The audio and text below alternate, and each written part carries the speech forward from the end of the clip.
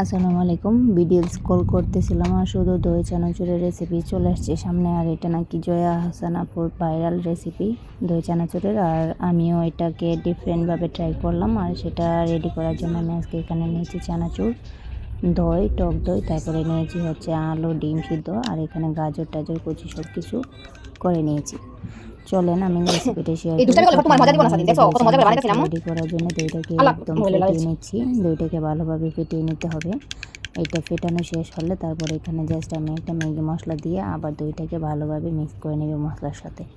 মশলা একটা দিয়েছি, আপনারা চাইলে বেশি পরিমাণে করলে দুইটা দিতে পারেন। তবে মশলা দেওয়ার সময় অবশ্যই খেয়াল রাখবেন এখানে কোনো এক্সট্রা লবণ ইউজ করতে যাবেন না। অনেকেই লবণ দেন, বাট এখানে মশলাটা দেওয়ার পরে পর্যাপ্ত পরিমাণে লবণ থাকে, তাই আমি আর কোনো এক্সট্রা লবণ নেইনি। তারপর চলে আসছি বাকি ইনগ্রিডিয়েন্টসগুলো মিক্স করার জন্য। এখানে আমি আলু আর ডিম সিদ্ধ দিয়ে কুচি করে কেটে নিয়েছি, এগুলো সব একসাথে নিয়ে নিয়েছি। তারপরে দিলাম হচ্ছে শসা কুচি, গাজর কুচি, পেঁয়াজ কুচি, কাঁচামরিচ কুচি, হচ্ছে এই টমেটো কুচি। এগুলোকে আমি হাতের সাহায্যে ভালোভাবে মিক্স করে নিচ্ছি। মিক্স করা হয়ে গেলে তারপরে এটাকে ভালোভাবে চানাচুর দিয়ে আবার মিক্স করে নিতে হবে। আমার এই যে হাতের সাহায্যে ভালোভাবে মিক্স করে নিয়েছি। তারপরে এখানে আমি যে মেইন উপকরণটা সেটা হচ্ছে চানাচুর। আর এই চানাচুরটা এখন আমি এখানে মিক্স করে নিব। দেখতেই পাচ্ছেন মিক্স করা হয়ে গেছে। এখন আমি চানাচুর ঢেলে দিব। তারপরে আমি আবার মিক্স করে নেবো ভালোভাবে। আর চানাচুরটা নিয়েছি আমি হচ্ছে একটু চিকেন চানাচুর ভালো হবে, বাট চিকেন চানাচুর খাওয়া বেশি। আপনারা চাইলে মোটাটাও নিতে পারেন, যার যার পছন্দ মতো নিয়ে নেবেন। চানাচুরটাকেও আমি ভালোভাবে মিক্স করে নিচ্ছি। আর ভালোভাবে মিক্স করে নেওয়ার পর এইখান থেকে আমি জাস্ট অর্ধেক পরিমাণ চানাচুর আরেকটা প্লেটে উঠিয়ে নিব। উঠিয়ে নেওয়ার পর আমি বাকি অর্ধেকটা এই বাটিতে রেখে দেবো। বাকি অর্ধেকটা এই বাটিতে রেখে দেওয়ার পর এখানে আমি যে দইটা রেখেছিলাম দইটাকে আমি বাটিতে দিয়ে দিব, সুন্দরভাবে ছড়িয়ে দিব দইটা দিয়ে। এখানে ফেটিয়ে মিক্স করে রেখেছিলাম এই দইটা সবটাই দিয়ে দিলাম।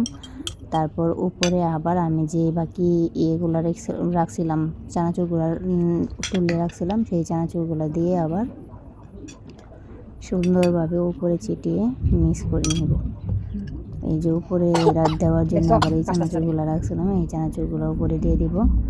উপরে দিয়ে দেওয়ার পর এই চানাচুরটাকে আমি আবার আর একটু চানাচুর দিয়ে দিব যেন একটু ক্রিস্পি লাগে।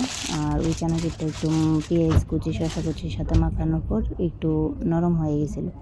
তারপর এই যে এটার ফাইনাল লুক কেমন আসছে আমি একটু ট্রাই করে দেখছিলাম যে দেখি কেমন হয়েছে।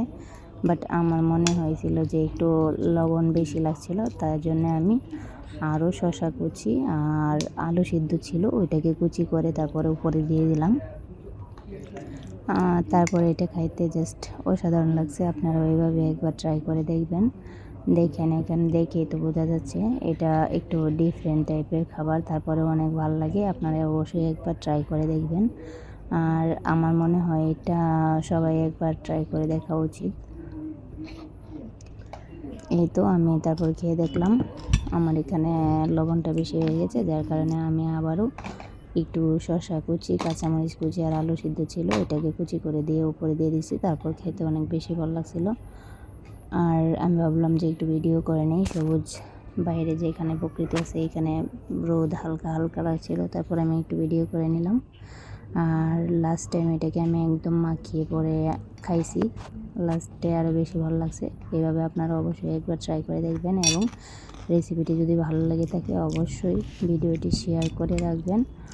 আর আমি কী কী উপকরণ এখানে ব্যবহার করেছি সেই সবগুলো আমি ডিসক্রিপশন বক্সে দিয়ে দিব, ইচ্ছে করলে আপনারা ওখান থেকেও দেখে নিতে পারেন। আর এটা তৈরি করে খেয়ে একবার ট্রাই করে অবশ্যই কমেন্ট করে জানাবেন। ধন্যবাদ সবাই।